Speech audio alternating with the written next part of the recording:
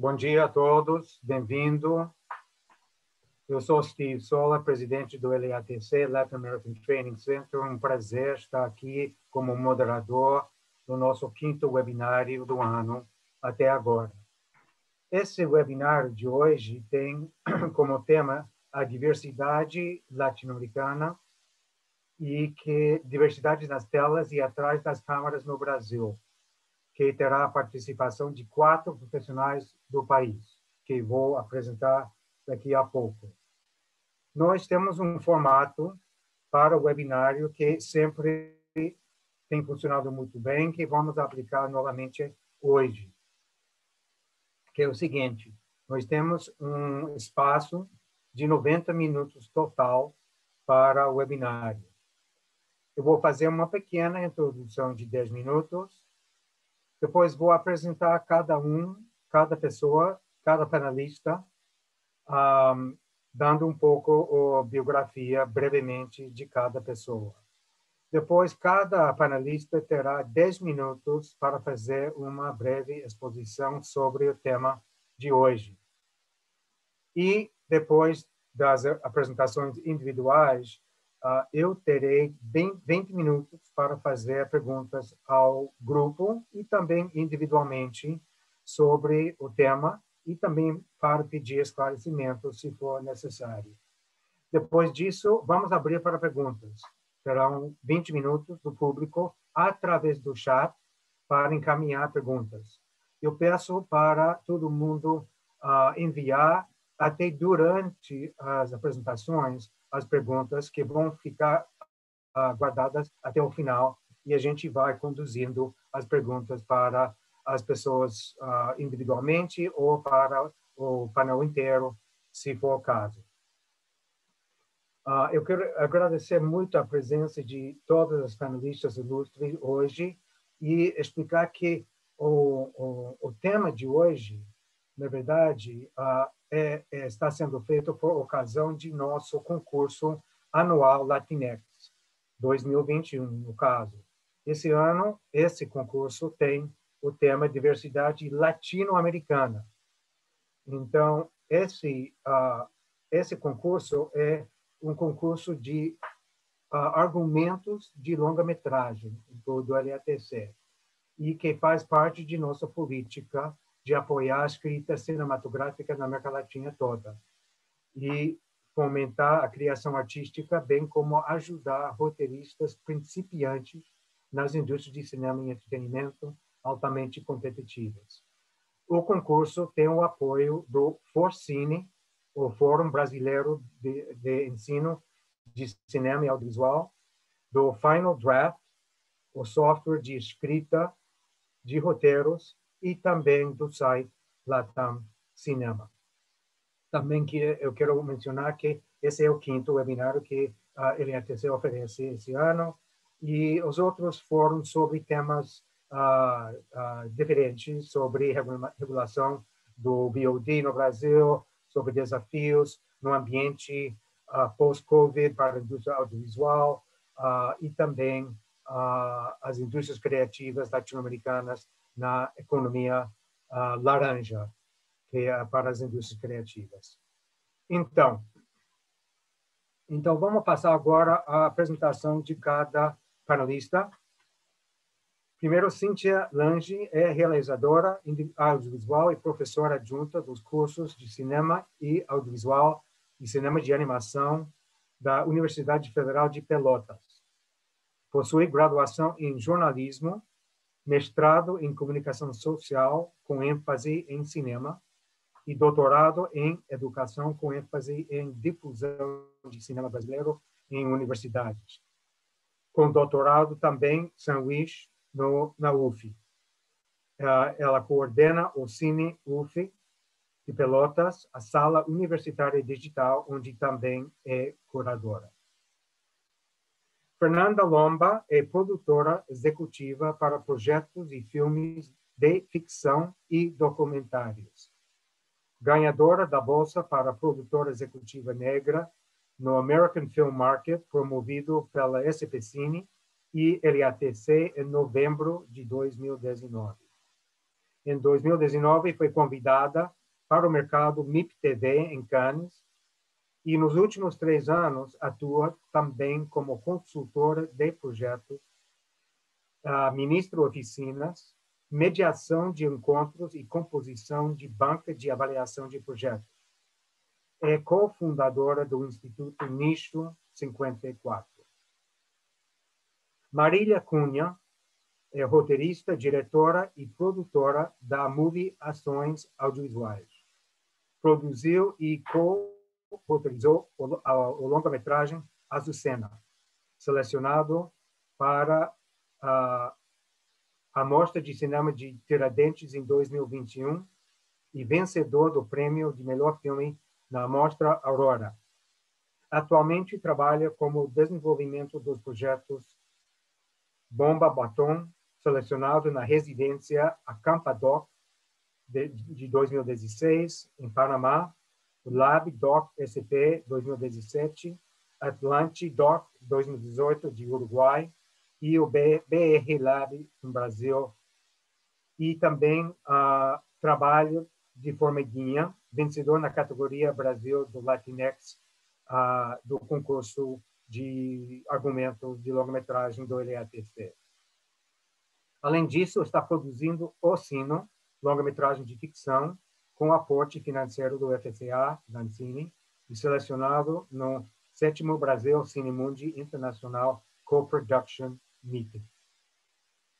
Viviane Ferreira é diretora-presidente da SP Cine, empresa de cinema e audiovisual da cidade de São Paulo, responsável pelo desenvolvimento, financiamento e implementação de programas e políticas para os setores de cinema, TV, games e novas mídias. Especialista em políticas públicas para o audiovisual, presidiu e é uma das fundadoras da APAN, Associação dos Profissionais do Audiovisual Negro. Além disso, presidiu o Comitê de Seleção do Oscar 2021, responsável por indicar o representante brasileiro para a Academia de Cinema. Muito bem. Então, vamos diretamente passar para as apresentações individuais sobre o tema de hoje. E vamos iniciar com a Cíntia. Por favor, Cíntia. Alô, alô. Então, eu queria agradecer o convite para fazer parte dessa linda mesa. Eu queria saudar inicialmente as minhas colegas de mesa e também a todos e todas que estão aí nos assistindo.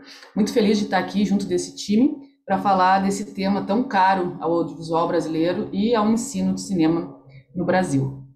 Eu pude participar o ano passado já como jurada do concurso do Latinx, como professora de roteiro de uma universidade, né? E esse ano eu vou de novo ter essa experiência de ter contato com essa série de projetos, desses argumentos que são muito interessantes, alguns bastante originais, mas todos com essa temática ampla, diversa, com respeito às diferenças, temáticas antirracistas, de emancipação dos múltiplos modos de ser feminino, de difusão de variadas formas de sexualidade.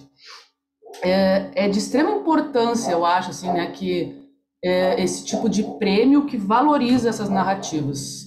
Pois quando as esferas de poder passam a valorizar essas temáticas, o mundo pode ir aos poucos, num movimento suave, constante, alargando as bordas, né, tornando esses contornos mais elásticos para que tais realidades sejam mais difundidas e assim mais respeitadas nessa nossa sociedade que ainda é tão desigual, né? Falando em instância de poder, como esse prêmio, né, a importância disso, uma outra instância de poder da qual eu falo é a universidade. Então, a minha fala inicial vai ser a partir desse local, de uma mulher branca, de uma região fora do eixo, né, porque eu estou localizada no extremo sul do Brasil, em Pelotas, bem na ponta do Brasil, quase na fronteira com o Uruguai, e professora, então, do único curso público de cinema aqui do estado do Rio Grande do Sul. Eu acho que as minhas colegas, que vão falar depois de mim, elas vão falar muito melhor sobre outros pontos de vista. Eu vou ficar com esse foco no ensino superior de cinema, conectando ao tema da diversidade na frente e atrás das câmeras. E é um tema muito amplo para dar conta em 10 minutos, então por isso que também eu fiz esse recorte.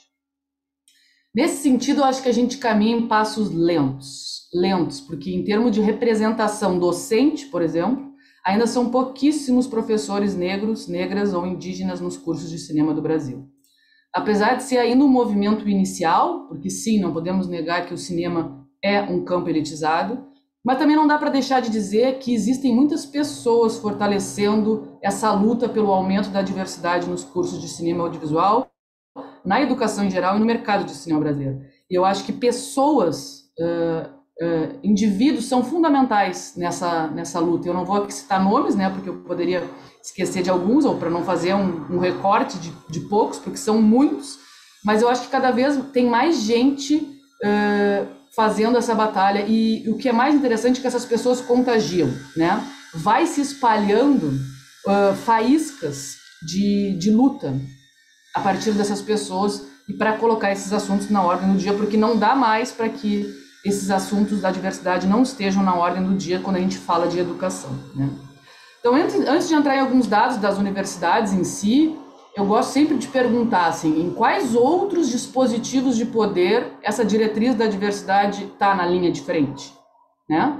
Primeiro, não dá para não pontuar que é bastante tenso e, de certo modo, desesperançoso falar de esferas de poder e de audiovisual nesse Brasil atual, cheio de atrasos no campo das políticas públicas, cheio de retrocessos nos direitos ao cidadão e direitos básicos, inclusive o direito ao acesso à cultura, com cortes descabidos nos investimentos em arte e educação. Mas nem vou me alongar muito nisso. Voltando à questão, que outras esferas de poder valorizam a diversidade? O mercado? Será? Se a gente pensar no mercado exibidor, né? Sejam as salas de cinema ou agora o streaming durante a pandemia, que cresceu incrivelmente. Não sei se dá para dizer que há prioridade nisso, né? Salvo, é claro, algumas janelas específicas, normalmente alternativas, com vínculo à educação, por exemplo. Será que nos festivais e na crítica essa diretriz da diversidade está na ordem do dia?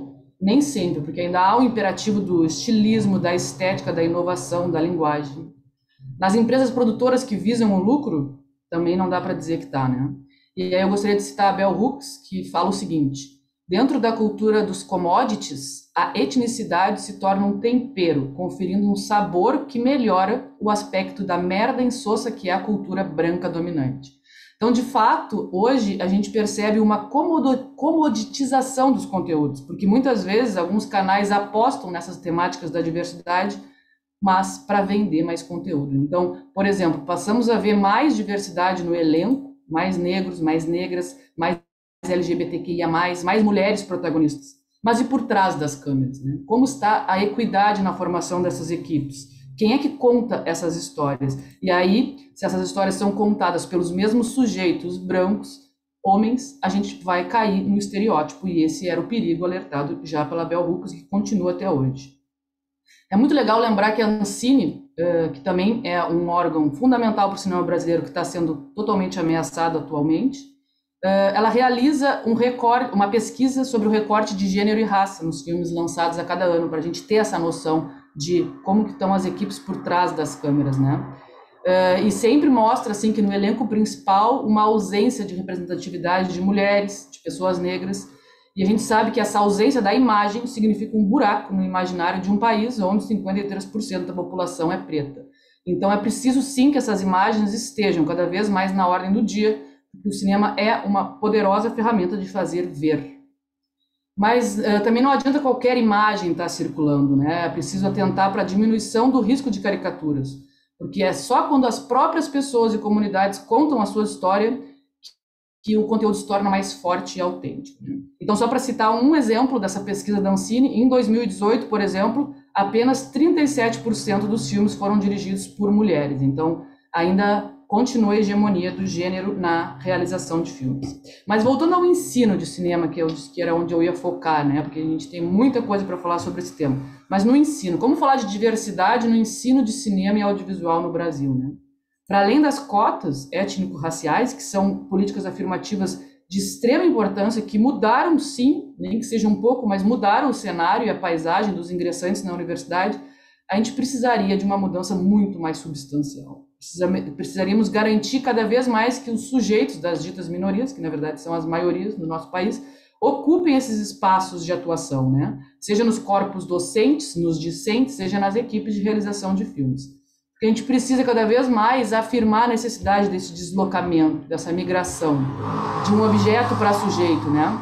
Em alguns casos, a gente já pode acompanhar jovens negros de periferia deixarem de ser apenas objetos retratados para serem estudantes de cinema ou já, obviamente, cineastas contando as suas histórias a partir das suas perspectivas. E nas equipes de cinema no mercado também isso vem ocorrendo, mas ainda acreditamos que a escala está muito inferior ao desejado. Na educação, essa ampliação da representação, ela tem que ir além dos estudantes, né? Também nos docentes e principalmente nos conteúdos compartilhados, né? Para sair dessa narrativa padrão, eurocentrada, branca, masculina, heteronormativa. Contribuir no ensino para, de certo modo, inibir o racismo, misoginismo, homofobia, transfobia. Isso é possível de ser feito, isso está ao alcance de todos que trabalham com a educação. E por isso que eu saldo cada vez mais as pessoas que estão à frente dessa luta, né? E só fazendo um parênteses, a partir da experiência, é válido lembrar que às vezes são os próprios estudantes que alargam essas bordas. Porque quando os estudantes começam a tomar conta das salas de aulas, eles são muito importantes para mudar, às vezes, a própria mentalidade dos corpos docentes e dos corpos técnicos e solicitam novos conteúdos, novas referências. Então, sim, as coisas vêm mudando, né? Mas eu acho que para qualquer mudança substancial, que é o que a gente espera, é fundamental antes tomar uma consciência da realidade desse ensino de audiovisual nas escolas superiores do Brasil, no que diz respeito à diversidade. Então eu queria trazer aqui e citar brevemente um mapeamento que foi feito pelo Forcine em 2020, o Forcine que é o Fórum Brasileiro de Ensino de Cinema e Audiovisual. Esse mapeamento advém da criação de um GT dentro do Forcine sobre diversidade. Os resultados finais desse mapeamento vão ser lançados em agosto, mais ou menos, por aí, a previsão é lançar agora esse ano em agosto, mas no Congresso do Forcine em 2020 foi apresentado uma prévia desses dados por uma das professoras que coordena esse estudo, que é a Tainá Xavier. Então eu vou trazer alguns números aqui só para a gente pensar sobre, né? Então na época que começou a ser feito esse mapeamento, existiam na base do MEC cadastrados 184 cursos com o nome cinema ou audiovisual. Desses 184, 41 instituições responderam ao questionário do Forcine. Então, os resultados. Quanto à composição dos corpos docentes desses cursos, a gente tem 40,3% de mulheres cis, 57,8% de homens cis e 1% de outros. E quanto à composição da etnia dos corpos docentes, não negros e não indígenas representam 91,3% dos professores ou professoras dos cursos de cinema do Brasil. Pessoas negras a gente tem 8,6% e indígena apenas um professor indígena em todos os cursos que responderam à pesquisa. Então são dados alarmantes no que se refere à composição desses corpos docentes em termos de diversidade. Além disso, esse estudo mostrou que existem poucas disciplinas com foco específico em diversidade nas grades curriculares dos cursos de cinema. Então, é preciso saber, sim, que nós estamos muito atrasados em termos de representatividade e de diversidade nos cursos de cinema, porque é só conhecendo essa realidade que a gente pode partir para algum movimento de melhoria ou de mudança, né? Então, o foco dessa pesquisa é visualizar esse cenário para ajudar a nortear futuras ações e buscar confeccionar diretrizes para a implementação de políticas para a diversidade nas escolas. E só para fechar a minha fala, assim como eu saudei pessoas que estão à frente desses movimentos, eu também queria saudar cada vez mais a organização de pessoas em rede para ir mudando as coisas, né? Como diz a Sueli Ronick, tecer múltiplas redes de afeto que podem potencializar novas formas de estar no mundo, né? Como em associações ou coletivos, tais como a PAN, que a Viviane possivelmente vai citar. Aqui no estado do Rio Grande do Sul, onde eu falo, a gente tem o Macumba Lab, que também é um coletivo de realizadoras e realizadores negros, aqui do estado do Rio Grande do Sul.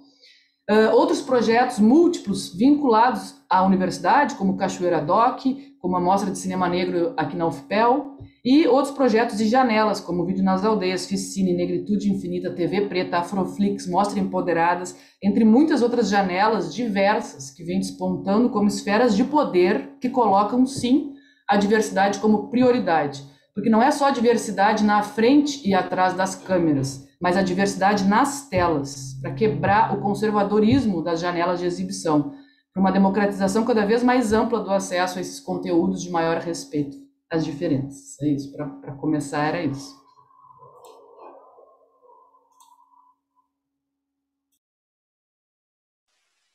Bom, Cintia, muito obrigado. É muito interessante os dados da Forcine e mais tarde vamos falar um pouco mais sobre isso e como que isso traduz efetivamente em mudanças, não só no ensino, mas também, obviamente, no produto final, audiovisual. Perfeito. Então, agora vamos passar para Fernanda Lomba. Oiê, espero que me escutem bem. Bom dia, boa tarde a todos. Acho que estão me ouvindo. Queria fazer alguns informes da ordem da vida. Eu estou numa semana com alguns prazos, então eu estou bem mal dormida, né? Vocês vão ver que eu estou com uma carinha aqui de quem gostaria de ter dormido mais. Então, só estou comentando porque isso é a minha realidade de hoje, mas estou bastante feliz de estar aqui. É um papo que me interessa muito, porque eu acredito que a gente está num momento ainda muito iniciante, né? Dessas conversas todas. A Cíntia trouxe uma perspectiva muito boa, né, Cíntia, desse campo aí da academia, de como olha para a questão de diversidade. E você ia comentando, eu anotei algumas coisas, para a gente também entender, do ponto de vista das tecnologias, como a nossa apreensão do tema ela ainda é muito superficial. Né? Até mesmo na relação da aderência às pesquisas, por exemplo, as pessoas que se sentem confortáveis a discutir o tema. Então, tem uma série de... E até mesmo a forma de colheita dos dados, né? Como o Brasil encara a questão de materializar a desigualdade, né? De materializar a hegemonia, na verdade, que se traduz em todo o Brasil e aí em audiovisual também. Então, sempre me chama muito a atenção do quanto a gente precisa de mais e mais conversas e de trabalhar uma questão de musculatura mesmo para discutir o tema, muito para além da perspectiva pessoalizada, muito para além do autocentrado, né? Mas, enfim, já saí comentando, antes até mesmo de contar quem sou. Me chamo Fernanda Lomba, falo de São Paulo, sou produtora. Então, minha fala hoje vem muito numa perspectiva de quem trabalha com isso numa esfera do mercado, né? Acho que quem está aqui acompanhando pode entender que o mercado audiovisual no Brasil ele tem alguns tamanhos. Eu faço parte de um dos tamanhos, mas é isso, existem vários. Trabalho com audiovisual há 8 anos, espero que eu fiz uma colinha também para não me perder. E trabalhando com audiovisual, sendo algumas coisas, então sendo produtora, mas sendo também uma mulher e sendo também uma mulher negra, a questão de diversidade, ela me conduz muito para a diversidade racial, claro, né? Eu vou para esse tema, mas sem ignorar, sem querer inviabilizar outras diversidades que fazem falta, né? Que precisam ser aí pleiteadas e trazidas para a cena. Mas queria localizar que eu falo a partir da diversidade racial e de gênero. E por ser produtora, eu tenho trabalhado muito no guarda-chuva diversidade e mercado, que é uma discussão que me interessa e de como a gente pode fazer a junção desses dois universos que têm conceitos distintos, palavras distintas, mas que há uma possibilidade da gente fazer uma melhor tradução disso, objetivando, claro, uma transformação. E aí, muito bom que a Cintia colocou, né, citando a Bell Hooks, dessa ideia de comoditização, né? Então, como a gente vai lá para o campo mercado, para o campo do capital, e a primeira recusa ou resistência é mesmo de como se dá essa formatação, que é como é que fazer uma discussão, como é que levar um reclame social, né, uma questão histórica social, para um campo financeiro, para um campo mercadológico. Como fazer isso com uma boa régua ética, né, com uma boa régua da condução disso, sem se tornar um produto, sem vender a negritude como um produto. Então, para mim, são inquietações que eu fico aqui quebrando a cabeça para pensar, e para atuar a partir disso, mas é onde atuo, trabalhando com projetos audiovisuais, trabalhando com filmes, com a produção em si, e defendendo ali, defendendo e promovendo, né, um melhor posicionamento das lideranças à frente dos projetos. De uma tomada de espaços, esses espaços de poder que a Cíntia também traz da universidade, mas que vão estar presentes em qualquer dinâmica e encontro humano, enfim, isso está presente sempre, Então, como no audiovisual, a gente pode garantir ali no campo dos projetos, no campo da produção, a liderança mais coerente com esse conteúdo, né? Então, uma liderança que não é uma liderança, são várias lideranças. Então, a liderança criativa, a liderança financeira, a liderança econômica em torno dos projetos. E me interessa muito a perspectiva de que a audiovisual é uma série de coisas, né? Então, a gente tem aqui representantes de campos diferentes, e um dos pontos que eu sinto falta da gente falar um pouco mais é do como também audiovisual é economia e como esse atravessamento ele impacta enormemente no tema diversidade, por exemplo. E a gente, só vou aqui apontar, enfim, temas, a gente vai abrindo mais isso. Mas a perspectiva econômica do audiovisual, para mim, é um norte da gente localizando onde essa diversidade se perde, né? Onde essa diversidade se materializa danosa, muito excludente, e do como isso dialoga com todo o histórico desse país e a sua formação.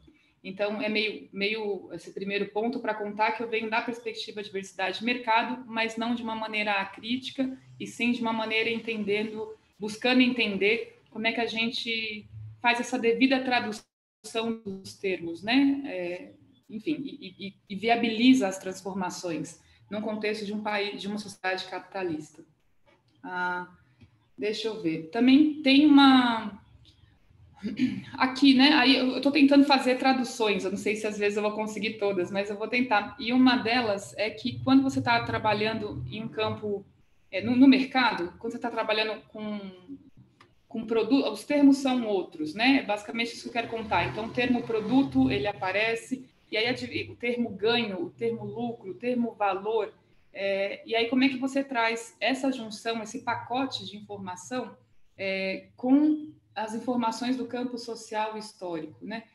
Como é que você traduz que a diversidade ela tem importâncias e impactos concretos e simbólicos na vida de um grupo de pessoas, mas como é que você faz essa tradução dentro de um campo mercadológico? E aí, para dizer que teve um período em que eu fiz algumas consultorias para publicidade, para agências, né? E aí a perspectiva de diversidade nesses espaços, ela era quase sempre enxergada de uma maneira sofrida, como se fosse um trabalho a ser feito, como se você precisasse fazer um politicamente correto, né? Como se você precisasse se adequar ao mundo, e nessa percepção, nas consultorias, eu entendi que estava muito esvaziado da minha percepção de diversidade, que é uma percepção de riqueza, porque a gente está falando de uma riqueza não só cultural, para além do quão politicamente faz sentido essa reparação e esse trabalho ativo de promover a diversidade, mas o resultado disso se verifica nos produtos de mercado. Então, você está falando ali de uma diversidade criativa, cultural, na cultura do trabalho em si, na cultura das perspectivas e do como isso imprime no conteúdo. Então, eu não entendia, eu não, na verdade, fiquei com essa informação e fiquei trabalhando na minha forma de lidar com a consultoria, que era de mudar esse paradigma, de não é um campo do sofrimento, né? É um campo de você enxergar que isso é fértil, é plural. Então, quando a gente vai falar de diversidade para o campo criativo, por exemplo, tem uma série de elementos dentro de um projeto. Estou tentando ser mais geral, mas às vezes me relaciona melhor com o específico, né? Que quando você tem uma equipe diversa, você tem as perspectivas diversas, você tem culturas que vão agregando. Então, por exemplo, trilha sonora se beneficia muito quando você sai da mesma bolha produzindo o mesmo conteúdo, como, por exemplo, atuação, como, por exemplo, pensar a territorialidade. Então, estou tentando trazer alguns elementos que, para dentro do conteúdo, fazem muito sentido, se enriquecem muito a partir desse encontro diverso. E aí, enfim, sendo produtora, é difícil sair daqui, desse lugar de fala de produtora, mas que tem algumas conversas que precisam caminhar juntas, né? Sobretudo quando a gente escalona a discussão da diversidade racial, que é a relação entre público, entre produto, né? Produto audiovisual, produto / obra, / filme, né? Entre essa instância, esse objeto e o público que recebe. Então, também sinto muita falta dessa discussão, ela não ficar exclusivamente entre nós, os produtores, ou os fazedores, pensadores de audiovisual, mas ela também poder incluir a esfera do público. Porque quando a gente vai para esse campo, num contexto de Brasil, as questões vão se tornando muito contraditórias, por exemplo, que é como é que a gente justifica um país que tem aí 54% da população negra, como é que a gente justifica o baixíssimo volume das produções com potencial representativo, né? Com potencial de representação, perdão. Como é que a gente justifica, como é que a gente, mercadologicamente mesmo falando, a sensação que dá é que o Brasil consegue ser mais racista do ponto de vista dos seus inacessos do que capitalista, né? Porque deixa de explorar um público em potencial, deixa de e é um público que inclusive já mostra o interesse, né? Vide TV aberta brasileira, Todo Mundo Odeia o Cris, Eu, a Patroa e as Crianças. Não vou aqui fazer nenhuma análise dos conteúdos, mas é só mesmo do quanto a gente tem a aderência, do quanto isso bate em algum lugar familiar. Mas ainda, no nosso contexto, é visto de maneira a gente importa, né? A gente importa o conteúdo preto, a gente negro, a gente não tem uma força produtora que considera a cara do nosso público. Então tem aí na minha leitura, tem algumas lógicas equivocadas, né? Que é a desconexão desse público, dessa grande massa, a falta de uma temperatura mais quente para lidar com esse case, para lidar com essa investigação desse público. Estou tentando trazer isso também para a discussão, né? E para a gente conseguir olhar para isso e entender que nessa perspectiva que eu falo que diversidade e mercado fazem sentido numa junção, que é quando você entende em que contexto você está, em que país você está, para quem você produz o que você produz. Então, acho que essa pergunta poderia estar sendo colocada aqui para nós também. Vide como um exemplo, mas aí bastante superficial, né? Não vou aprofundar, mas o que os Estados Unidos enquanto indústria negra americana do entretenimento, com 13% da sua população. Claro que lá o escoamento é internacional, é global, a gente, são uma série de outros atravessamentos, não quero fazer nenhum paralelo irresponsável, mas é um conteúdo que viaja. E do quanto, para falar mais algumas coisas nesse sentido, do quanto aqui a ideia, e aí eu acho que vou introduzir já o Instituto também, que é na configuração desse racismo estrutural que nós temos, a ideia de que profissionais negros estão fora do acesso da produção, ela tem uma série de camadas, né? Não existe, simbolicamente, não existe uma porta que você abre, não existe uma porta chamada audiovisual, que você abre, você entra ou você sai, né? Não é essa materialidade. O que existem é uma série de camadas e de degraus que vão se tornando inacessíveis. E um deles é quando você vê a lógica de investimento, por exemplo, nas produções, seja governamental, né? Embora no nosso momento é de que isso não exista, mas quando existia, a lógica dos editais de baixo orçamento, por exemplo, do quanto você destinava, enquanto investidor público, nesse caso, destinava às produções ditas direcionadas, né, afirmativas, já tem uma questão ali que é de lógica econômica mesmo, do quanto se tem disposição ou interesse de investir nessas narrativas, e do como isso, numa perspectiva de mercado, do como isso se traduz na qualidade. Então, a gente tem aí muito poucas condições, muito poucos espaços e muito poucos recursos para treinar, para experimentar uma narrativa negra subjetiva, para treinar a linguagem, para treinar o experimentalismo, para brincar com isso enquanto ferramenta audiovisual. Então, que isso também é uma das minhas defesas, assim, do como, tentando traduzir isso, do como precisamos ter um foco maior de produtoras executivas negras, né, e produtores executivos negros, do como esse lugar ele é uma falta muito que se vê muito, né, que se resulta muito claro na falta nessa engenharia financeira em torno dos projetos. Acho que é isso, para soltar alguns temas. Sou aqui da produção, adorei a Cíntia falando, a Cíntia, você me acordou, foi ótimo. E aqui soltei só alguns temas para a gente conversar um pouquinho mais. É isso. Fernanda, muito obrigado. E vamos voltar a falar mais tarde um pouco sobre o que você chama a perspectiva do mercado em relação ao tema. Isso é muito importante e na parte de perguntas e respostas a gente vai tocar novamente nisso. Mas agora vamos passar a palavra para Marília Cunha. Por favor, Marília.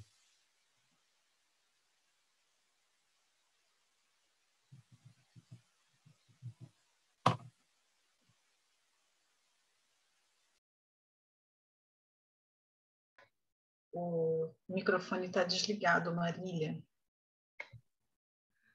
Coisas... Pronto. Vocês me escutam agora?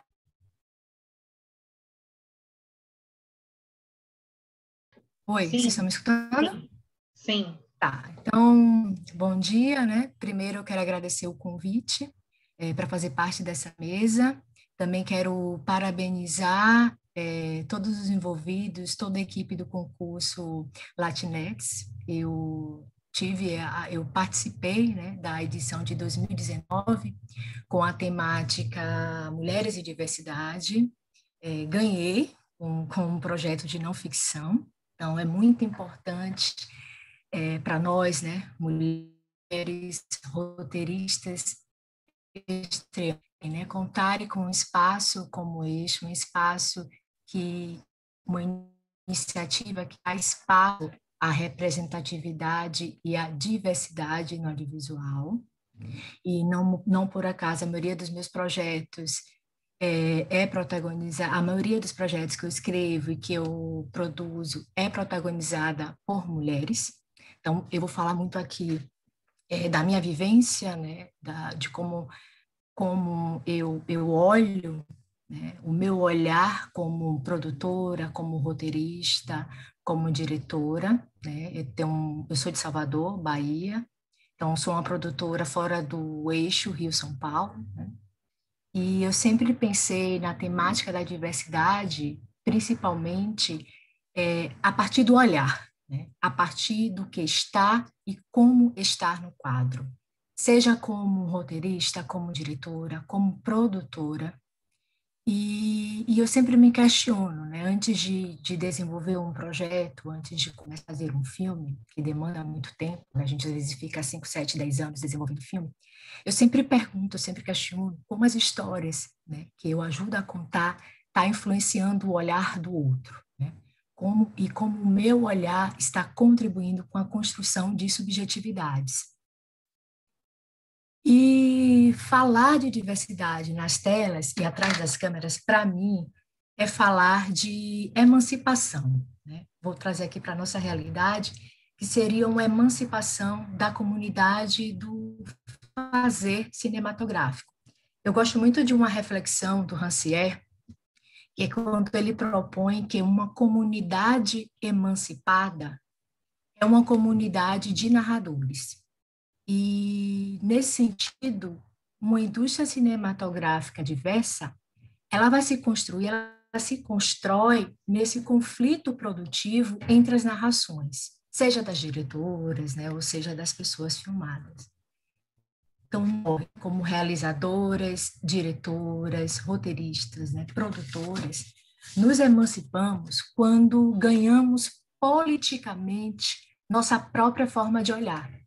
E a emancipação, ela reside nesse poder, né? Nesse poder de você, como realizadora, associar o que vê ao que viu, ao que disse, ao que sonhou, ao que viveu. Então, é olhar e conhecer o que está vendo. É olhar e saber o que está filmando. É se reconhecer nas histórias.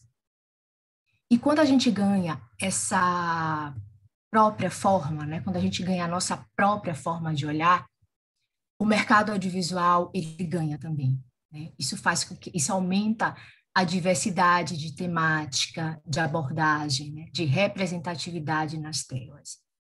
E essa emancipação da comunidade do fazer cinematográfico, vou dizer assim, uma emancipação da comunidade do fazer cinematográfico, essa própria forma de olhar, ela enfraquece a prática cinematográfica dominante.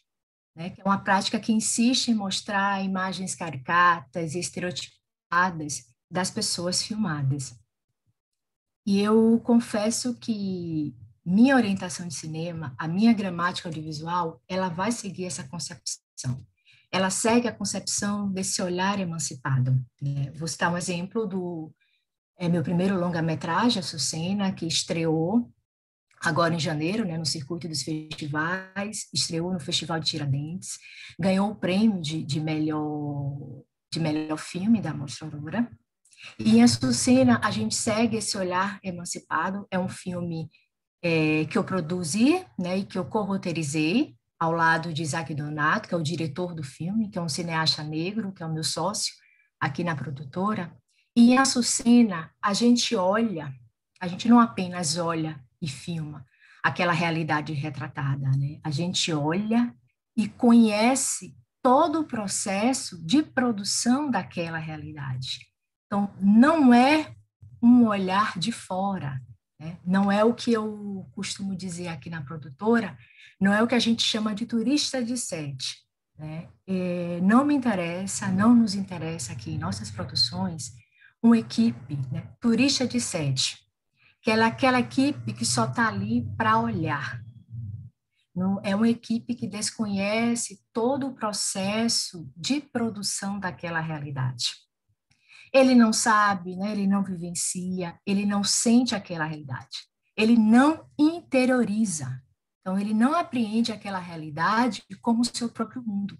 Então, tudo aquilo que filmamos em Açucena, né, tudo ali que está retratado em Açucena, era dotado de sentido, não apenas pelo diretor, que parte, né, é uma história, uma premissa, que parte da biografia individual do diretor, mas também era dotado de sentido por todos os integrantes da equipe. Então, a importância de você escolher, né, a equipe para contar, né, essa subjetividade, essa representatividade. E outro ponto, quando a gente fala de diversidade, acho que outro ponto importante. Estão me ouvindo? Estão me ouvindo? Acho que a minha conexão, ela travou. Está falhando um pouquinho, mas está dando para te ouvir sim, Marília. Tá, Voltou. cortou. Vocês ouviram até onde? A gente ouviu quase tudo. Cortou só Tá, algumas palavras. tá. Então, o outro ponto, né, que além dessa emancipação, acho que outro ponto importante quando se fala de diversidade, eu acho que é a interiorização, que é essa apreensão, essa interpretação de uma realidade como algo dotado de sentido. Então, para mim, vai existir diversidade na tela quando o quadro ele torna-se subjetivamente significativo para quem vê. E a diversidade, ela vai trazer isso, né? Ela vai proporcionar formas próprias de como observar as subjetividades das pessoas. Ela vai oferecer um ponto de reconhecimento do coletivo. Então, temos a obrigação, acho que como realizadores, né, como realizadores, então, temos a obrigação de fazer o mundo da televisão, o mundo do cinema, parecer o mundo real, né? E na sociologia, o real é aquilo que tem um reconhecimento coletivo, né? A legitimação da sociedade. E esse reconhecimento, ele é uma marca da diversidade. Então, está aqui junto, né? Por si só, é um ato político, né? Falando sobre, né, diversidade é um ato político.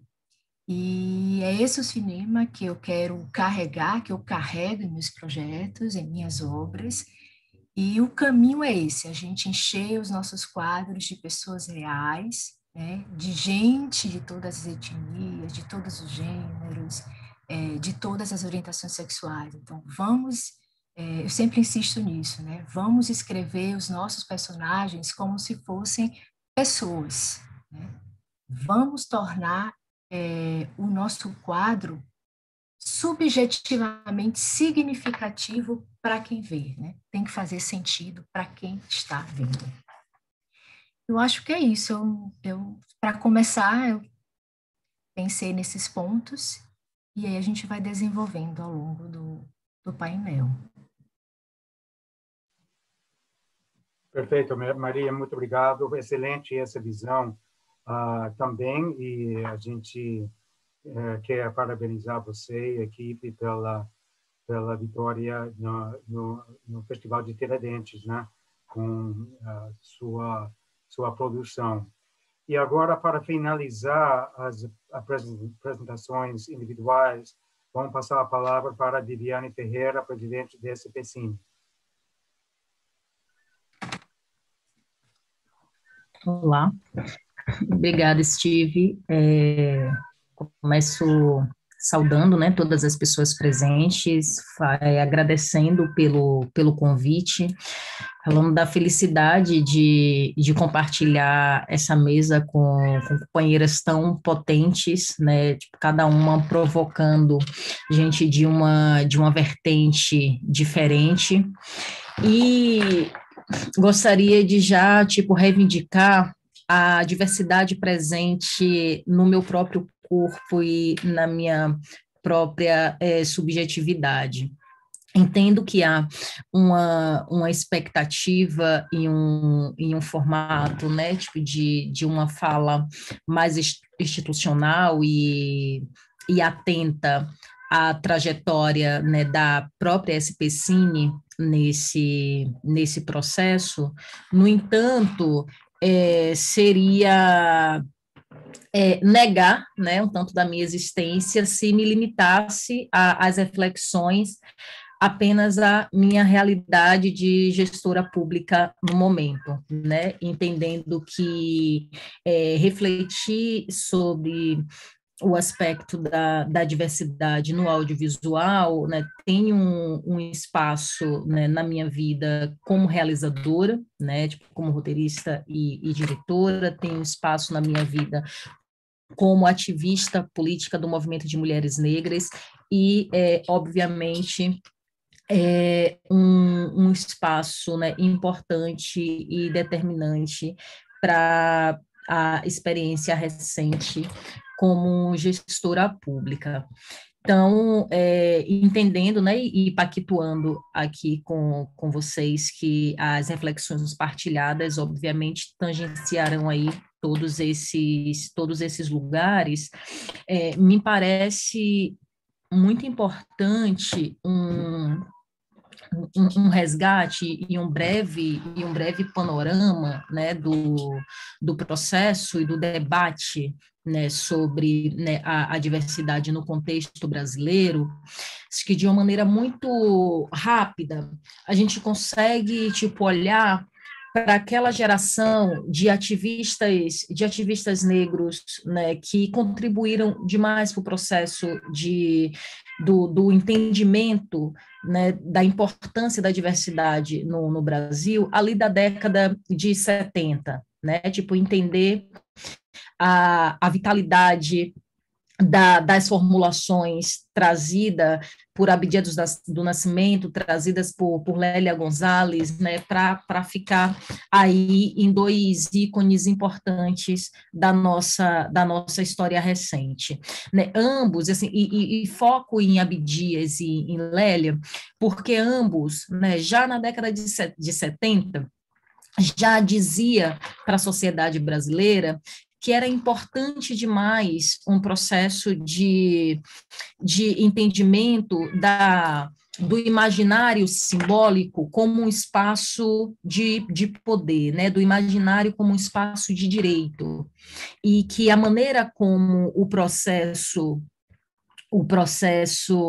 de fim da escravidão se deu no Brasil, o Estado, né, se utilizou da sua legitimidade de operacionalizar os direitos para tirar das populações negras, indígenas e de mulheres, né, na pessoas LGBT em nossa sociedade, né, o direito de fruir aí do seu próprio poder da construção imagética, né? Lélia já fazia ali o debate sobre a importância de democratização da TV brasileira, de democratização do cinema nacional, já olhava, né, para o movimento do cinema novo e apontava necessidades de aprimoramentos para se pensar ali, né, a imagem produzida sobre os corpos e culturas negras naquelas obras, né, Abdias Nascimento, né, a partir do teatro, né, e a luta por uma amplitude de atores e atrizes negras no contexto brasileiro para dar corpo exatamente a essa representação, já chamava a atenção do nosso campo para isso, e, assim, e foi a mesma geração que disse para a sociedade brasileira que as políticas de ações afirmativas, né, em todos os setores da sociedade, era uma ferramenta viável, né, era uma ferramenta que carecia de tradução para a nossa realidade, e que a educação seria aí um campo mais estratégico para início da aplicabilidade das ações afirmativas como uma ferramenta possível para garantia aí de uma diversidade no nosso país. E aí, dando um salto histórico, né, quando a gente finalmente, né, consegue garantir, depois de ir até a alta corte, né, no Poder Judiciário, e a gente consegue provar que as políticas de ações afirmativas são constitucionais, viáveis e necessárias para o contexto da educação nacional, a gente consegue alterar de maneira estruturante, assim, todos os setores da sociedade, porque as políticas afirmativas nas universidades, e aí fazendo aqui um diálogo muito, muito próximo da Cíntia, quando ela chega nas universidades, ela chega em um contexto político que há também uma ampliação dos cursos de audiovisuais nas universidades federais do país. E aí, a junção dessas duas políticas públicas, e aí leia-se, né, tipo, duas ações do Estado, né, garante que mais pessoas negras acessem as universidades via os cursos de cinema e audiovisual. Consequentemente, né, tipo, aponta para o mercado audiovisual a necessidade de se relacionar com essas pessoas e garantir, tipo, não só a sua inclusão, como a sua permanência qualificada. E aí a gente esbarra, né, na tensão e na barreira imposta pelo racismo estrutural que segue vigente em nossa sociedade. Então, tipo, como o mercado, quando o mercado, né, como a Fê trouxe, olha para mais de 500 anos de história do Brasil, entende mais de 500 anos de história do Brasil, entendendo o corpo negro, né, como mercadoria. E aí precisa passar, né, e depende das traduções, né, que a gente insiste em colaborar cotidianamente, né, da compreensão desse corpo, do lugar de commodity, né, do lugar de mercadoria, para um lugar de subjetividade, para um lugar de olhar emancipado, como a Marília traz para a gente, é o que dá o tchutchu, né? Tipo, é o que dá a ziquezira, porque o racismo estrutural está dizendo não, tipo, essas existências não são legados direitos. Né, a essas existências, a única via de relação é via a exploração, né? A exploração material, a exploração subjetiva, o esvaziamento dessas existências todas. É óbvio que o mercado tem aí essa via de comunicação ruidosa, né? Isso acontece na esfera, tipo, da formação, né? Isso acontece na esfera das políticas públicas também, né? Tipo, o que acontece com o avanço das políticas de ações afirmativas, né? E as políticas educacionais no país, e a gente pode fazer aqui um recorte ali a partir de 2007, por exemplo, que é quando a gente tem as primeiras turmas as primeiras turmas formadas, é que vem aí, tipo, um avalanche de pessoas, do ponto de vista técnico, né, e estético, né, tipo, preparadas, sedentas e que escolheram o audiovisual, né, tipo, como ferramenta de existência para si, e que não dá mais para parar em função da quantidade e qualidade de pessoas que ingressam ao campo em um mesmo tempo histórico. E aí, tipo, junto a isso, a gente tem experiências como a experiência do Encontro de Cinema Negro Zósimo Bubu, que, por outro lado, olha para o setor exibidor, olha para o mercado de festivais e diz assim, olha, não dá mais para esses filmes, essas produções, essas pessoas seguirem existindo e não serem selecionados nos grandes eventos de audiovisuais do país. Logo, a gente está garantindo aqui em mesma proporção, em mesmo tamanho, com o mesmo grau de importância, mas voltado especificamente para esse público, para essa audiência e para esse público de realizadores, em uma conexão, né, com o mundo, né, porque aí é pensar o Brasil, a África e suas diásporas. Isso garante para o contexto brasileiro, assim, tipo, a eclosão de uma série de mostras e festivais que adere à reflexão do que não precisamos mais, ou não precisamos tão somente brigar para sermos incluídos em festivais tradicionais. Podemos criar a nossa própria tradição.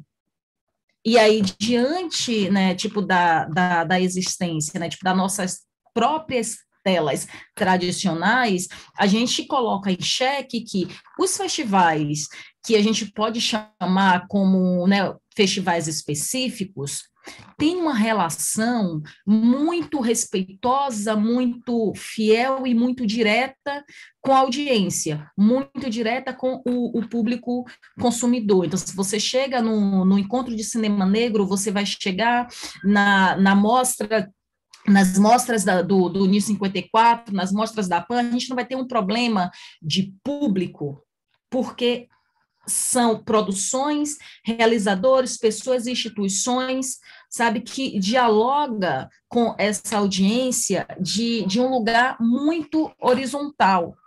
E aí a gente evidencia cada vez mais a crise, né, a crise de público desses festivais e espaços tradicionais que voltam para esses realizadores de obras a partir de um mecanismo pouco que dá pouca solução para a questão central, que são as mostras paralelas. Acho que Fernanda, como produtora executiva, vai lembrar muito dos embates em que obras não eram selecionadas, né, para os contextos competitivos, mas na edição seguinte eram convidadas para participar de mostras paralelas não competitivas, porque aí se garantia uma atração do público para aquele espaço, em um contexto, né, em um ecossistema em que as políticas públicas, né, voltada para a distribuição de recursos, né, olhava para o currículo dessas obras e para o acúmulo de prêmios e para quantos tapetes vermelhos tinha se passado. Então, existe aí um mecanismo muito refinado, né, de como o racismo estrutural opera no ecossistema do audiovisual brasileiro para afastar a possibilidade de emancipação, né, dos grupos que têm trabalhado com a diversidade de uma perspectiva séria, né, num caminho e numa direção, de fato, emancipatória.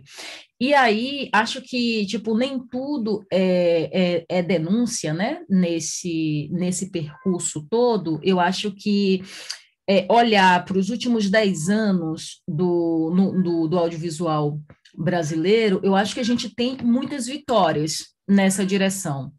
Assim, acho que parte dessas vitórias é dizer que hoje existe um campo estabelecido que discute, debate e cria alternativas para a garantia do fortalecimento da diversidade nas telas nacionais, assim, na frente e atrás das câmeras, né? Se eu fizer um recorte único exclusivamente pensando as questões raciais, a gente está em um ecossistema em que existem organizações vocacionadas para esse tema. Aí a gente vai encontrar a APAN, a gente vai encontrar o Centro Afro Carioca de Cinema, a gente vai encontrar Nicho 54, a gente vai encontrar Ficine, a gente vai encontrar a Rede de Audiovisual Indígena, a gente vai encontrar, né, tipo, uma série de organizações vocacionadas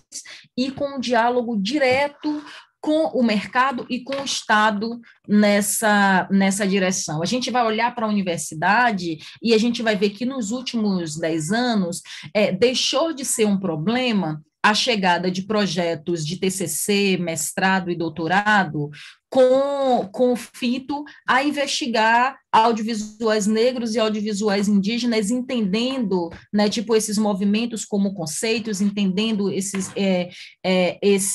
movimentos como categorias legítimas de estudos e investigação, coisa que não era, assim, a gente tem relatos, né, tipo, de figuras importantíssimas do campo, como a professora Edileuza Penha, Janaína Oliveira, tipo, que sofreram muito no contexto da academia para defender, tipo, o conceito de cinema negro, né, o conceito de cinemas negros, né, nas universidades brasileiras. A gente vai olhar para o mercado e a gente vai ter hoje uma série de empresas vocacionadas para o conteúdo audiovisual identitário, né? Então, se fizer um recorte só aqui no cenário em São Paulo, a gente vai encontrar, tipo, empresas produtoras e distribuidoras como Preta Porter Filmes, vai encontrar Mains Produções, Dandara Produções, Oxalá Produções, né, Cavalo Marinho, vai encontrar o Dum Produções. Então, tipo, são todas empresas vocacionadas que se posicionam no mercado e dialogam com o mercado no intento de defender uma forma de olhar para a produção e para a produção imagética no Brasil, né? E, assim, essa forma de olhar é exatamente rompendo com essa aliança histórica com a produção de imagens estereotipadas, né? Então, assim, o que essas organizações vocacionadas, o que essas empresas vocacionadas têm em comum é dizer assim, olha, a gente quer seguir produzindo imagens, né, tipo, garantindo condições para a produção dessas imagens, desde que possamos romper com os estereótipos a partir aí de vários corpos e várias subjetividades. Então, assim, a gente tem um ecossistema hoje alterado. Assim, essa realidade, assim, ela não tem como ser restituída, né? Tipo, a realidade da década de 80, quando se quebrou a Embrafilmes, ou a própria realidade da retomada, onde essa conversa ainda era muito efêmera, né? Tipo, acho que essa é uma realidade alterada para melhor. Então, pisciana com ascendente em peixes, então considero que, contudo, a gente está no melhor momento nacional para enfrentar esse debate e construir alternativas. Acho que tem um outro aspecto quando a gente pensa a diversidade nas telas, na frente e atrás das câmeras, é pensar o aspecto do trabalho em rede, né? Tipo, e o trabalho em rede partindo aí, tipo, de 3 prismas, sabe? Que é a generosidade, a solidariedade e a capacidade de polivalência, sabe, assim, tipo, vai ser muito necessário, nos é muito necessário cotidianamente contar com a generosidade, porque tipo, as pessoas negras não vão resolver a questão do racismo estrutural no audiovisual brasileiro sozinhas. De outro lado, as pessoas brancas também não vão fazer isso, sabe? As pessoas indígenas também não vão fazer isso, porque esse não é um problema que compete a um ou a outro grupo racial, sabe? Tipo, esse é um problema que é tão complexo que só pode ser resolvido, de fato, conjunção de forças. Então, tipo, ter essa noção da generosidade é muito importante, inclusive porque a gente está falando de tradução do que antes era privilégio para uma acepção de direitos. E aí vai doer um pouco para os grupos historicamente privilegiados. Vai doer um pouco porque os grupos historicamente privilegiados vai precisar contar com a própria solidariedade de olhar para o lado e entender que o diferente de si também merece o mesmo acesso. E aí, ser generoso e generosas o suficientes para recuar, sabe? E ser generoso e generosa o suficiente para avançar em solidariedade, né, nas lutas por emancipações.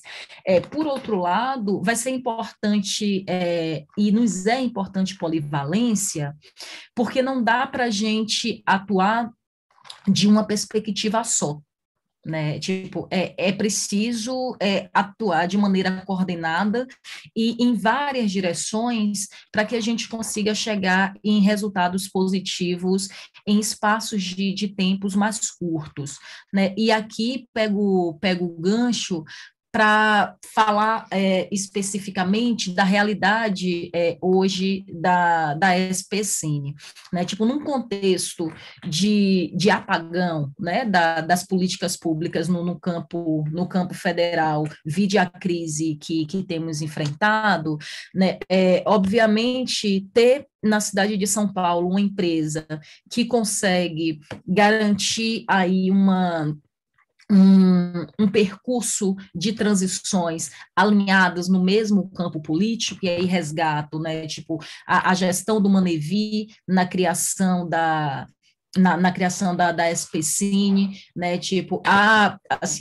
gestão guerreira e aguerrida da Laís, né, em assumir a SPCine num momento tão crítico, né, e político para a gente, né, e agora a nossa gestão, assim, entender que não há uma disparidade de olhar para essa questão, é de fato um presente e uma sorte histórica, porque do ponto de vista da diversidade nas políticas públicas municipais de São Paulo, a partir da SPCine, a gente consegue traçar aí um percurso de aprimoramento constante, né? E aí a gente consegue trabalhar com um elemento que é tão raro no campo das políticas públicas no Brasil, que é o elemento da continuidade. Tipo, primeiro que a política pública, ela precisa, assim, o coração da política pública precisa ser a continuidade, porque é impossível acertar de primeira, sabe? É importante, com a política pública, poder arriscar, voltar, avaliar, sabe? Aprimorar, testar novamente, até que se chegue no equilíbrio necessário. Então, assim, quando eu olho tipo, para a gestão do Manevi, que arriscou ali com o edital de curtas afirmativos em 2016, sabe, e teve todo um questionamento do TCM, mas ainda assim garantiu uma metodologia que vários jovens negros e negras da cidade de São Paulo tiveram acesso a recurso para fazer seus curtas-metragens, culminando, inclusive, né, impactando, inclusive, no Grande Prêmio do Cinema Brasileiro, o ano passado, quando a Renata Martins ganha com o Sem Asas, né, que é um filme oriundo de recursos dessa política. A gente vê como a continuidade e a disposição para o risco nessa direção é importante, né? Tipo, quando Laís chega na SPCine, olha para o processo e fala assim, olha, não dá para a gente ficar pensar na diversidade só na esfera dos curtas, vamos olhar aqui para o edital de longas de baixo orçamento, entender como um piloto, mas não só na direção das questões raciais. Vamos olhar também para as questões de gênero com mais afinco, e aí a gente vai aplicar o teste Bechdel, vai olhar para a paridade entre gêneros, pensar a territorialidade e trabalhar com a metodologia de indutores, né, que é aquela metodologia de acréscimos de pontos para cada uma dos traços identitários ali para os proponentes de projetos e equipes criativas, né? Tipo, aí a gente já avança um tanto mais. Ao chegar, e a Fernanda pode, inclusive, contribuir muito nessa conversa, porque a SPCine pôde contar com a expertise do Nicho 54 para olhar para os seus editais, que tiveram políticas afirmativas em 2020, né, e gerar dados concretos para que agora, na nossa gestão, a gente pudesse chegar na SPCine, olhar para os dados, né, gerados pelo Nicho 54 e identificar que, por mais que a gente consiga comemorar, né, a possibilidade, né, e a maior inserção de pessoas negras no setor, né, um maior equilíbrio na relação de gênero, a gente não conseguia ainda atingir outros grupos identitários tão impactados com racismo institucional quanto, né, tipo, a gente não conseguia atingir as populações indígenas, a gente não conseguiu atingir as pessoas trans, né? E aí nos deu a oportunidade para olhar para os editais agora recentemente lançados no âmbito do plano de amparo, né? Para a necessidade de uma combinação entre metodologias. Tipo, não dava para ficar só na metodologia dos indutores, porque a gente atinge um grupo e não atinge outros. Então, a gente está experienciando agora um casamento entre metodologias de política de ações afirmativas, né?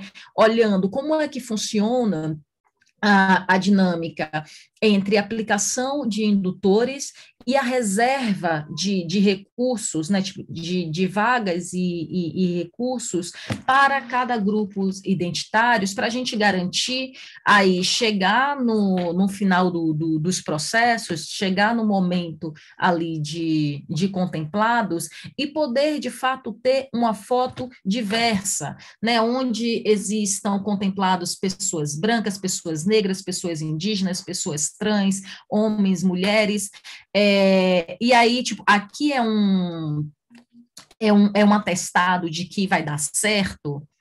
Não é. Assim, é uma disposição, tipo, de arriscar numa direção e entender, assim, onde mais a gente pode aprimorar para atingir o objetivo comum e, sobretudo, uma disposição a criar, né, a criar alternativas para resolver esse problema, porque acho que, para concluir, para além de generosidade, solidariedade e polivalência, lidar com a diversidade, no grau de profundidade que a gente está refletindo aqui, vai nos exigir muita criatividade. Muita criatividade, porque as fórmulas não estão prontas, elas não existem. Nem todas as formas de resolver esse problema existem. E aí a gente vai precisar criar algumas. E aí, para criar algumas, a gente vai precisar contar, assim, com o compromisso cotidiano de pessoas e instituições presentes nesse ecossistema. Acho que para início de conversa é tudo isso. Bom, Viviane, muito obrigado. Realmente, você tocou em muitos pontos que a gente precisa profundizar. E está entrando muita pergunta também do público para todo mundo, que eu vou tentar dar vazão. Mas eu queria começar também com uma pergunta até que interessa para a gente do EATC e tem a ver, voltando um pouco para a fala da Cíntia no início sobre o ensino, eu não sei se vocês sabem, mas o EATC está conduzindo vários programas de capacitação técnica no Brasil e fora do Brasil, below the line, ou seja, não para produtores executivos, senão para técnicos profissionais realmente atrás da câmara, mas muito atrás da câmara, digamos. A pergunta para a Cíntia, mas também tem a ver com a perspectiva do mercado da Fernanda Lomba e também até para todos, é que a gente não está conseguindo, dentro de nossa política de inclusão e diversidade, reunir participantes significativos dentro de nossos programas de capacitação, nem no Brasil, nem fora do Brasil. Isso, eu acho que isso a gente vê, se a gente vê a parte da academia, como a Cíntia falou e falou dos números da Forcini, é fácil tomar consciência do que falta para fazer dentro da academia, porque os números estão aí. E os estudantes são talvez os primeiros para captar essa realidade. É muito mais complicada, a gente está vendo, traduzir isso para o mercado em si. Como que vocês veem isso? É possível? E não estou falando aqui de produção executiva, Fernanda. Estou falando de quem está realmente atrás das câmeras. Estou falando de eletricista, estou falando de efeitos especiais, estou falando de assistente de direção. A gente que está atrás disso, que não está conseguindo entrar no mercado. Eles estão sabendo que existe esse mercado? Como que a gente pode estimular isso? Está aberto para todo mundo. Eu acho que eu gostaria de pegar, já para responder esse finalzinho só, Steve, gostei muito de também sair um pouco da produção executiva e entrar um pouco mais a partir do trabalho do Nicho 54, por exemplo, que é um instituto que trabalha com as carreiras, né, dos profissionais, tanto criativa quanto técnica, estimulando e promovendo o posicionamento na liderança dos projetos. Eu vejo a questão de entrada no mercado algumas coisas, vou tentar organizar. A primeira a gente tem uma herança da cultura cinematográfica no país muito parecida com fazer cinema, fazer audiovisual é um prazer, né? É uma arte, é quase que exclusivamente uma arte. Ela é muito distanciada de uma outra discussão, que é a discussão do direito ao trabalho. Ela está muito distante de uma discussão do mercado do trabalho. Toda a estrutura, inclusive, de como se entra. Eu trouxe na primeira fala a imagem de que não há uma porta, né? Para justamente tentar trazer para imagens o quanto não há um protocolo de como é que não é necessariamente terminar a faculdade de audiovisual que te habilita a trabalhar na área, até porque a gente tem uma área que vem profissionais de diversos outros campos de estudo, né? Da geografia, da história, da letras. Eu mesmo tenho uma formação em letras, então não é exclusivamente via faculdade. Então, eu vejo essa primeira identificação de como é um setor, um mercado em que os marcadores de trabalho não estão nítidos. Então, isso é uma confusão para o próprio mercado, do ponto de vista de como estabelece os seus parâmetros, de como estabelece as suas metas, de como torna claro os anseios ali, as contratações, e também uma informação muito confusa para quem deseja trabalhar com isso. Para inclusive, o conceito de carreira poder fazer sentido na nossa área de trabalho. E aí, esse conceito de carreira, ele vale para todas as posições, né? Das criativas, às técnicas, todas elas. Então, eu sinto muito uma falta, eu vejo como uma falta essa deformação, né? Um campo que não não se solidifica enquanto mercado de trabalho. E depois tem, aí tentando ser menos abstrata, indo mais para a prática, depois tem uma questão que é os não acessos, já que ela não é um mercado de trabalho, já que ela está muito calcada numa ideia de um fazer artístico, as relações, as contratações, elas se dão muito no que indica, muito no campo social que você toca. Então, é como se você precisasse se inserir ali nesse métier, né? Para você poder ter algum tipo de acesso e participação. Aí, para isso, o Nicho 54 tem uma abordagem. A gente faz essa abordagem sistêmica, que é de pensar formação, curadoria e mercado numa junção muito retroalimentativa, né? Muito da retroalimentação, em que, por um lado, a gente tem um trabalho com a comunidade, de incutir, de fomentar valores, de fazer discussões sobre quais são as faltas desse mercado enquanto mercado de trabalho, quais são o compartilhamento de informação necessário, como, por exemplo, você é um roteirista, vai se candidatar a uma vaga profissional, você precisa se ater aos direitos que você tem ali nessa contratação, você precisa se ater a um contrato, a forma de você se assegurar dentro desse campo de trabalho. Então, tem esse trabalho de difundir informação, tem o trabalho de formar propriamente dito, através de cursos, através dos eventos, através de workshops, e tem a perna que amarra com isso, que é um trabalho de sensibilização dos players, né, dos agentes contratantes, nesse eixo mercado. Então, estou tentando juntar uma coisa com a outra. Porque o que não dá para a gente assumir é que esse caminho existe, ele não existe, o caminho orgânico de uma pessoa querer construir uma carreira em audiovisual, sobretudo quando negra, esse caminho ele não está dado, ele é muitas vezes dificultado.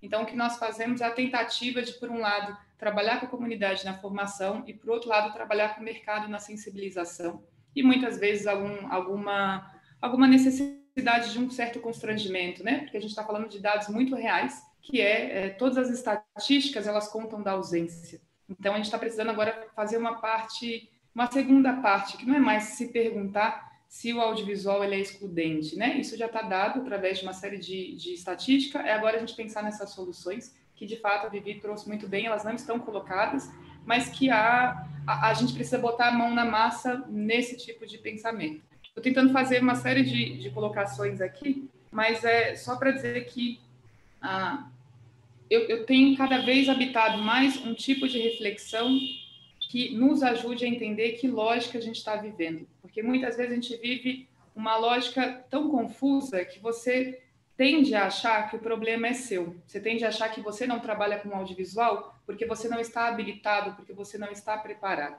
Quando, na verdade, a gente precisa aprender a dar nomes ao que é uma cultura, né? Uma cultura que foi herdada. E aí, se a gente não tem um mercado audiovisual tão estabelecido como o mercado de trabalho, fica muito difícil a gente justamente falar de soluções. Quando a gente começa a dar nomes... Fernanda. É muito longo, né? Não, está ótimo. Tá ótimo. Não queria interromper, mas aqui está entrando muita pergunta e a gente não vai conseguir. Mas aí, pegando nesse tema e também voltando para a Cíntia, tem uma pergunta que especificamente, Cíntia, você poderia comentar exemplos das iniciativas de problematizar, denunciar ou atuar sobre a questão de inclusão e diversidade que partem dos estudantes? Sim, acho que dá até para juntar essas discussões todas. Primeiro, eu queria dizer que é uma delícia ouvir a Fernanda, ouvir a Viviane e poder estar participando desse debate tão importante. Que bom que vai ficar gravado, porque eu vou querer voltar depois, eu vou querer divulgar para os estudantes. Eu acho que isso que a Fernanda traz é fundamental, né? Existem locais que a maioria das pessoas do Brasil não se acham no direito de pertencer. Isso é histórico no nosso país.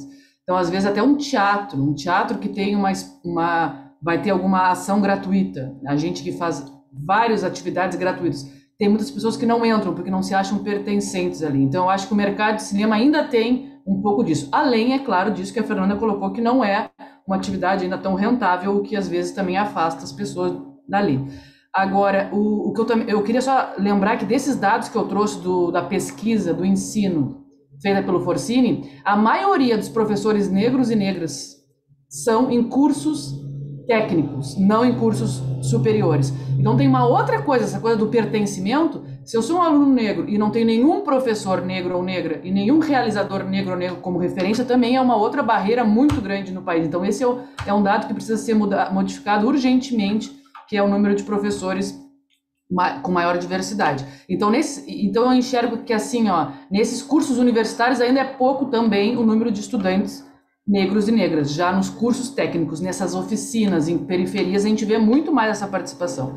E essa pergunta específica acontece cotidianamente, um embate de professores trazerem referências e alunas feministas reivindicarem alguns conteúdos, dizendo que não, esses filmes é machista, tem conteúdo machista, e o próprio professor passa a reavaliar o que ele está mostrando em aula.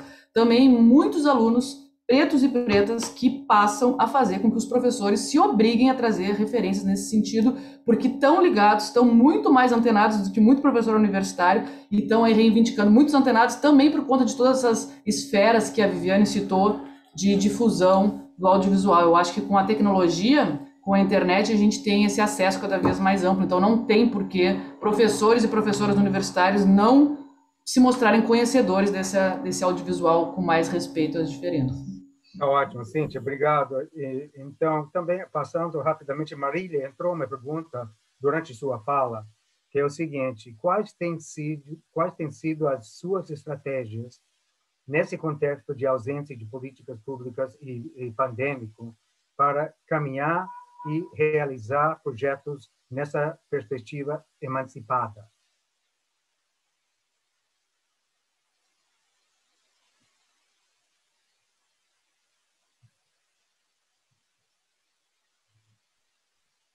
Boa pergunta essa, né? E essa pergunta, ela me leva a reafirmar aqui que a nossa produtora, né, que aqui a produtora, ela é fruto das políticas públicas iniciadas pela Ancine ainda na década passada.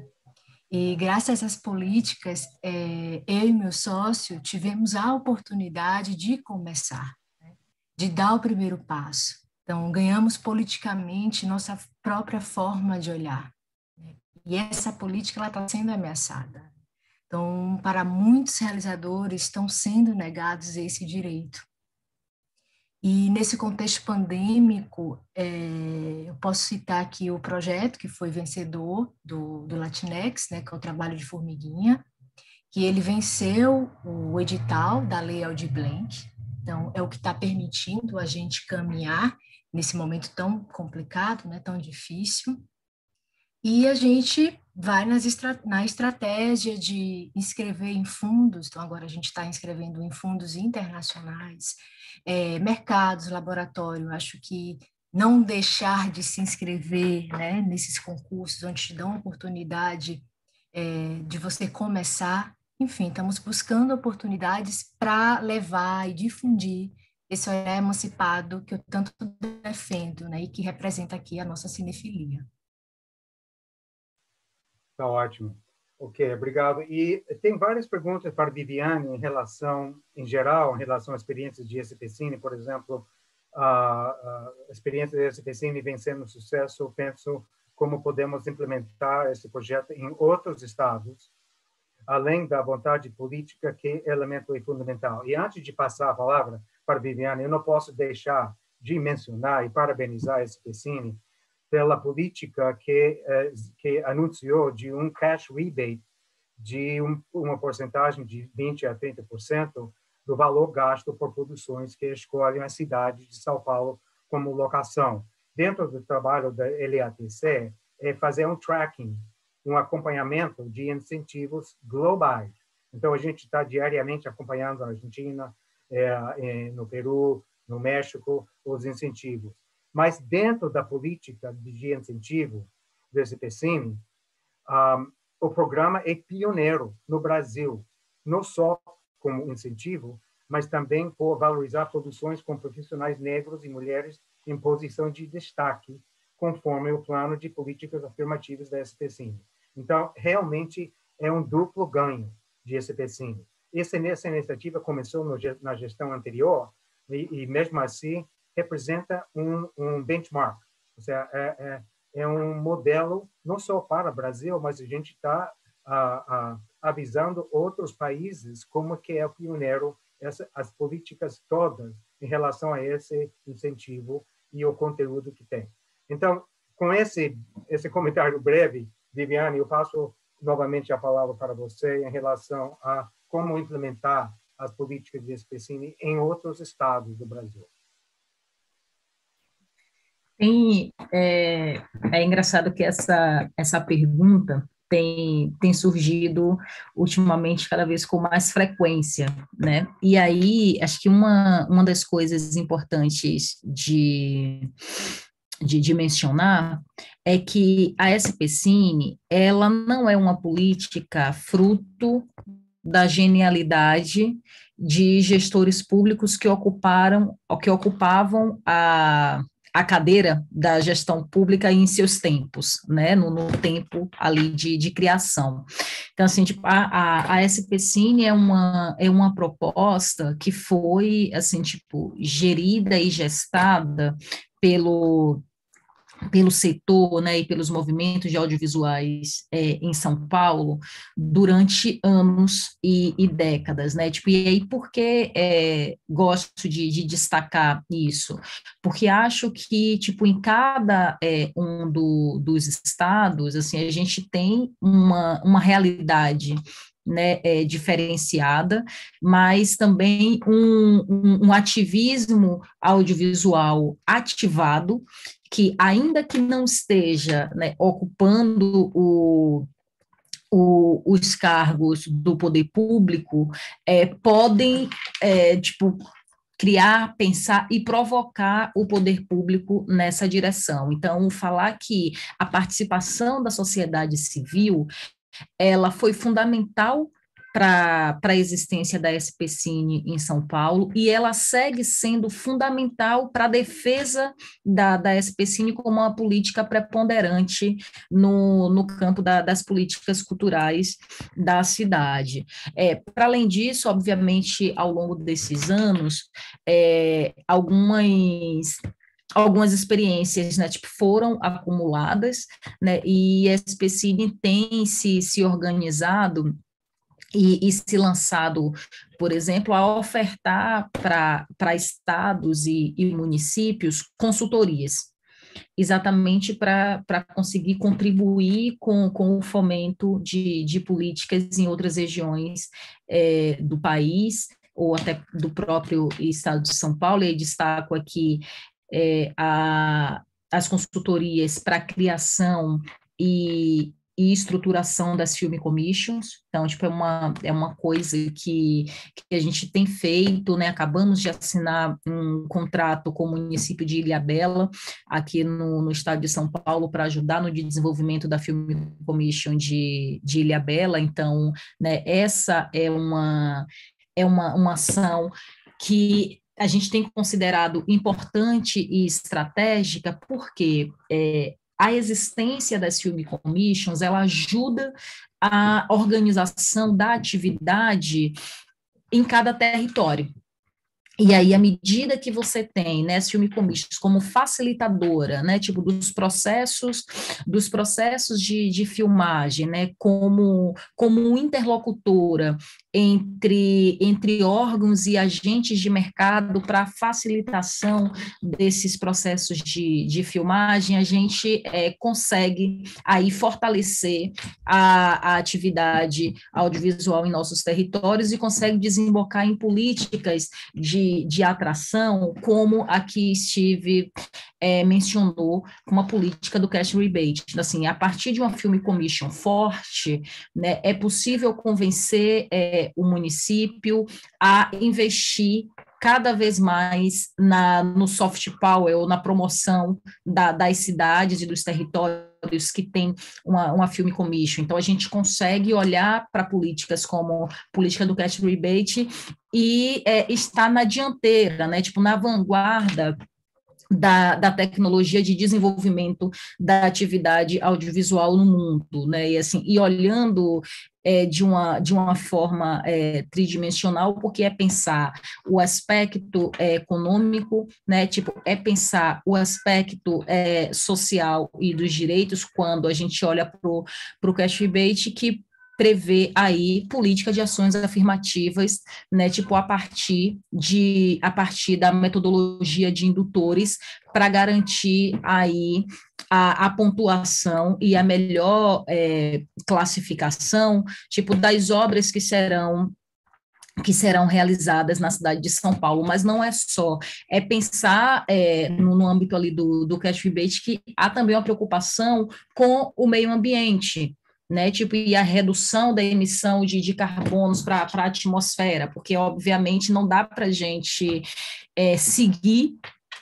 e esquecer que combater o racismo ambiental é importante demais, e o Ailton Krenak tem dito isso para a gente há décadas, né, pensando aqui no contexto brasileiro. Então, acho que o cash rebate acaba sendo um case importante e inovador, porque olha, né, tipo, para as políticas do audiovisual também confito ao bem viver, né, tipo, como é que a gente acolhe, como é que a gente transforma, inclusive, a nossa forma de produzir, de maneira que possamos seguir em uma harmonia melhor com o meio ambiente.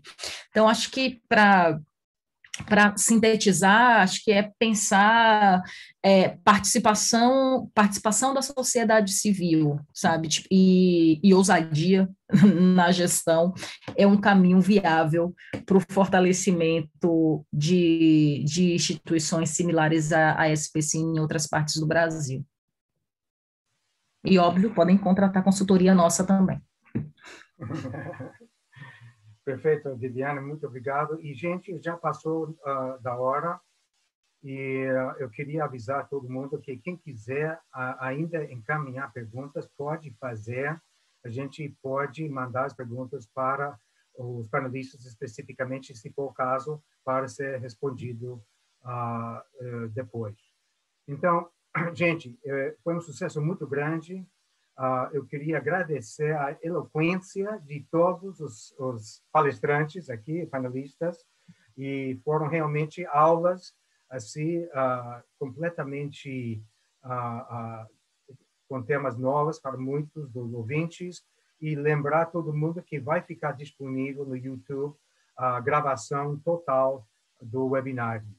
Então, gente, muito obrigado a todos os panelistas e também os participantes que estão assistindo, e até o próximo evento do LATC.